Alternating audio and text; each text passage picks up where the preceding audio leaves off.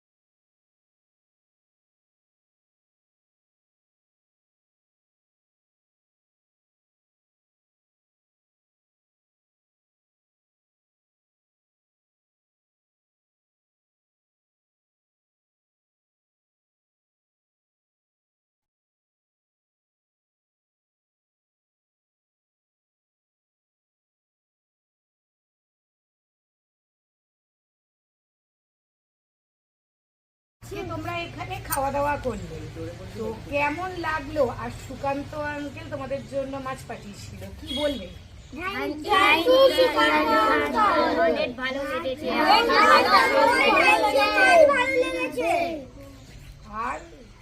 আর রান্নাটা ভালো হয়েছিল?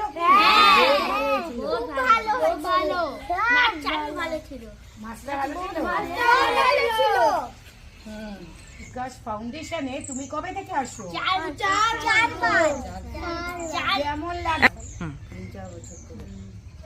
তোমরা কবে থেকে আসো আর কেমন লাগছে? আর কেমন লাগে?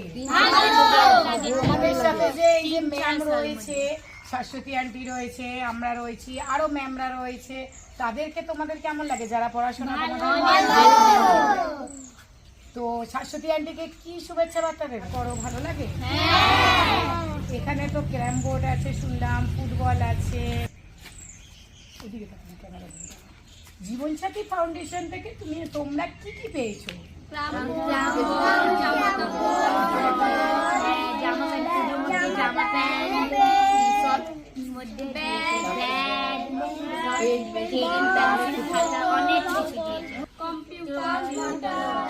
তোমরা কম্পিউটার করো? কম্পিউটার যে পেয়েছো মাঝে মাঝে শেখো? ভালো লাগে? তারপরে আর তোমরা বড় হয়ে কি হতে চাও সবাই? একজন একজন করে।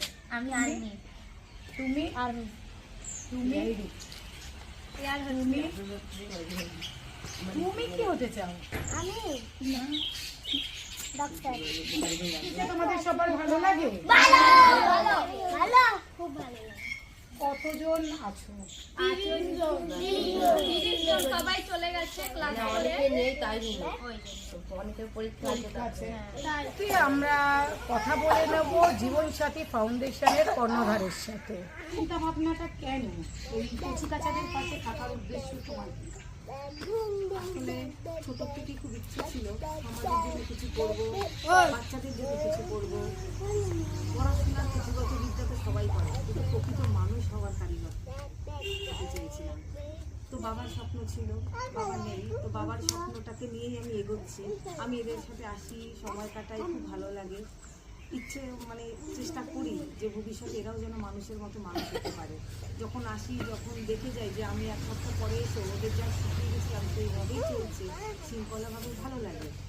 তো এখানে আমি যখন দেখতাম ছোটরা ওরা নানা রকম যে স্কুলে সবাই যায়, পড়াশুনো করে, কিন্তু তার বাইরেও কিছু এক্সট্রা জিনিস, জেনারেল নলেজ, জ্ঞান কিংবা হাতের কাজ, নানা রকম জিনিস থেকে তো শিক্ষা নেওয়া যায়।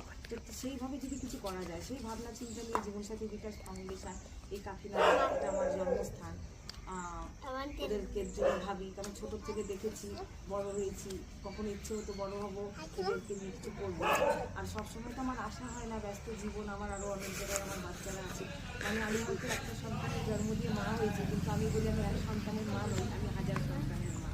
তো আমি উপস্থিত হয়েছি জীবনসাথী বিকাশ ফাউন্ডেশনে, যেখানে এই 30 জন মেম্বার এখনো পর্যন্ত রয়েছে। কচিকাচাকে নিয়ে এই ফাউন্ডেশন চলে। এই ফাউন্ডেশনে শাশ্বতী দি অনেক বছর ধরেই রয়েছে, প্রায় এখানে আমিও রয়েছি।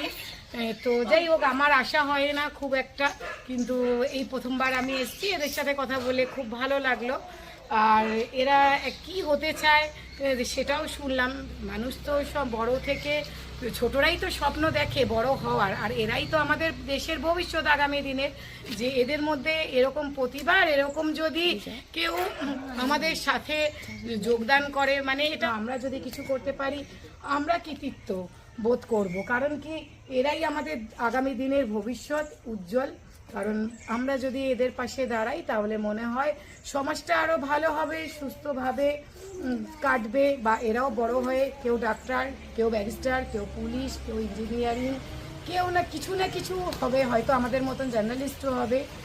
তো আমাদের প্রিয় সকল দর্শক বন্ধুরা যারা দৈনিক দুরন্ত বাংলায় রয়েছে, তারা আমাদের টিভির পর্দায় চোখ রেখো, সুস্থ থেকো, ভালো থেকো, আমাদের পাশে থেকো। এইরকম নতুন নতুন আপডেট দেখার জন্য বেঙ্গল ন্যাশনাল টিভিকে ফলো, লাইক, সাবস্ক্রাইব, শেয়ার করুন। প্রিয় দর্শক বন্ধুরা, আমাদের চ্যানেলের পাশে থাকুন।